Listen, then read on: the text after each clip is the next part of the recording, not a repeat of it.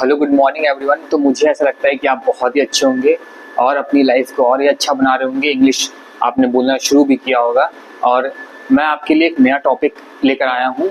एक वर्ड है, basic topic इसको कह सकते हैं आप, वोकैबुलरी पे ये सेशन होगा।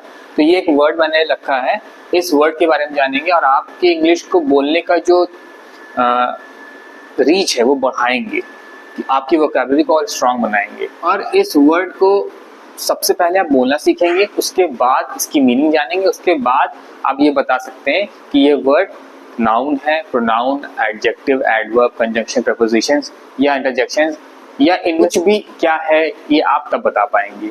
ठीक है, तो पहले तो इसको कैसे पुकारते हैं, what is the pronunciation of this word, तो कैसे बुलाएंगे इसको। बोलते हैं obnoxious। आप ट्राई करिए, एक बार बोल के देखिए। इसको बोलते हैं obnoxious। अगर आपको इसको बोलने में दिक्कत है ना, तो आप ये मेरे वर्ड्स को ध्यान रखिएगा कैसे बोलना है। बोलना है अब knock, NOK, knock, she, yes. इस वर्ड को बोलते हैं obnoxious। आप इससे बोलिएगा, एकदम सिंपल तरीके से आप बोल लेंगे और यूज भी करिएगा इस वर्ड को। obnoxious। आपका मूड खराब हो किसी बात को लेकर, आपको बहुत ही खराब लग रहा हो किसी वो माहौल, या फिर खराब लगा, तो इस तरह के वाक्य जब हम बोलते हैं तो वहाँ obnoxious वर्ड का यूज करते हैं। और obnoxious अकेला नहीं है, इससे जुड़े ये सारे वर्ड्स हैं। obnoxious का मतलब क्या था कि कोई चीज हमको पसंद नहीं आई। अब अगर हमको ये समझ में आ गया कि इसको बोलना क्या है और ये समझ में आ गया कि इसकी मीनिंग कहाँ बैठ रही है, तो अब हमको ये देखना है कि पार्ट ऑफ ग्रामर में क्या है। हम सेंटेंस लेंगे और फिर बताएंगे कि ये नाउन है, वर्ब, एडजेक्टिव या क्या है। तो ये क्या है देखते हैं। सेंटेंस है रीटा obnoxiously।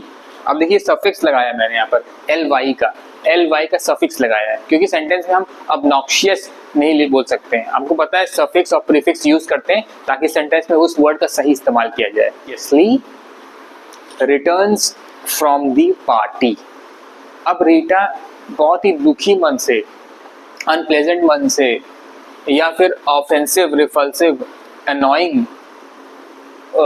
होकर उस पार्टी से निकल आई। हो सकता है कुछ उससे हादसा हुआ, वहां पर किसी ने कुछ बोल दिया, वो गुस्से से या फिर हेटफुली वो वहां से निकल गई हो बाहर, तो हम लोग ये वर्ड का यूज कर सकते हैं वहां पर obnoxiously। Rita obnoxiously returns from the party. अब देखिए कैसे सीन है।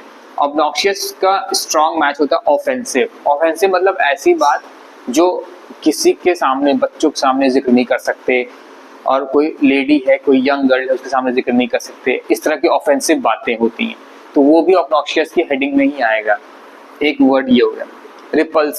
रिपल्सिव मतलब कोई ऑफेंसिव है, वैसे ही वर्ड है रिपल्सिव, क्योंकि मैंने बताया ये सारे वर्ड जुड़े हुए हैं।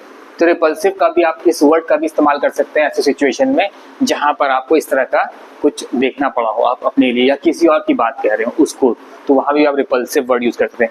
अनोइंग मतलब जो हमारे दिमाग में हमेशा हमको परेशान करता है, अनोय मतलब परेशान करना। हेटफुल मतलब जो आप बिल्कुल पसंद नहीं करते और उससे नफरत करते हैं। एक चीज आप पसंद नहीं करते, इतनी अच्छी एक बात थी, बट आप उसको नफरत करते हैं, पसंद ही नहीं करते, वो है हेटफुल वर्ड।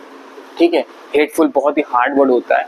हम जल्दी किसी को बोलते नहीं है, क्योंकि हम जानते हैं कि किसी के मुंह पर कुछ नेगेटिव बात बोलना बेहतर नहीं है। इससे बेटर है कि हम साइड हो जाएं, उससे हट जाएं दूर। तो हेटफुल एक बहुत ही वैसा वर्ड है जो आपका रिलेशन खराब भी करता है। ऐसे वर्ड्स को कम यूज करना चाहिए। अनप्लेजेंट ये ऑफिशियल जगह यूज कर सकते हैं, जैसे obnoxious यूज कर सकते हैं, ऐसे अनोइंग वर्ड आप हर जगह यूज नहीं कर सकते। अनोइंग जो वर्ड है वो कैजुअल यूज कर सकते हैं। अगर आप कभी बुजुर्ग के बीच में बैठे हैं, बहुत एल्डर्स हैं या बहुत सोसाइटी है या फिर कोई ऐसा कार्यक्रम है, इवेंट चल रहा है, उसमें आपको कुछ बोलना है, तो आप अनप्लेजेंट वर्ड का यूज करेंगे। बहुत ही डाइल्यूटेड वर्ड है, बहुत ही अच्छा वर्ड है, और ये भी समझ आएगा कि आप कितने पोलाइट हार्टेड हैं कि आप इस तरह से बातें कह रहे हैं। क्योंकि बहुत सारे वर्ड्स ऐसे होते हैं जो एक तरफ तो बहुत ही खराब तरीके से ट्रीट कर सकते हैं लोगों को, दूसरे वही वर्ड्स को अगर हम डाइल्यूट कर दें इस तरह से, तो वही वर्ड सब इस्तेमाल करेंगे, तो हम लोग को ये बेटर होता है कि जहाँ जो सुनेगा हमारी बात उसको उतना बुरा नहीं लगेगा। ठीक है, तो इस तरह आप ऑफिशियल जगह यूज कर सकते हैं इसको। ये तो आपके ऊपर है किस तरह के वर्ड आप कहाँ यूज करते हैं। अपनी खुद की भाषा के भी वर्ड्स आप ऐसे यूज करते हैं, तो इंग्लिश में भी ऐसे ही होता है।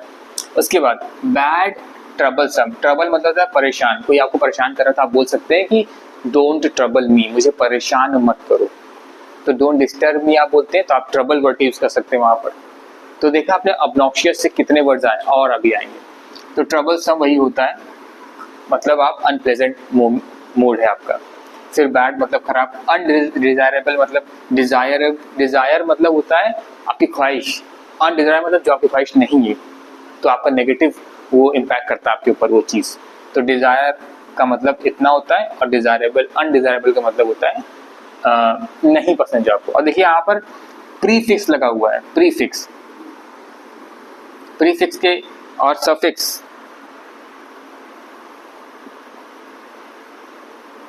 और हम लोग इस पे चैप्टर्स ले चुके हैं ऑलरेडी, सफिक्स और प्रीफिक्सेस पे। आप जरूर देखिएगा उन चैप्टर्स को, मेरे पुराने वीडियोस में वो है वो बातें। उसके बाद इस वर्ड का आप क्या पुकारेंगे, इस वर्ड को क्या पुकारेंगे जो ब्लू में लिखा हुआ है, इस वर्ड को आप पुकारेंगे एबहॉरेंट, एबहॉरेंट,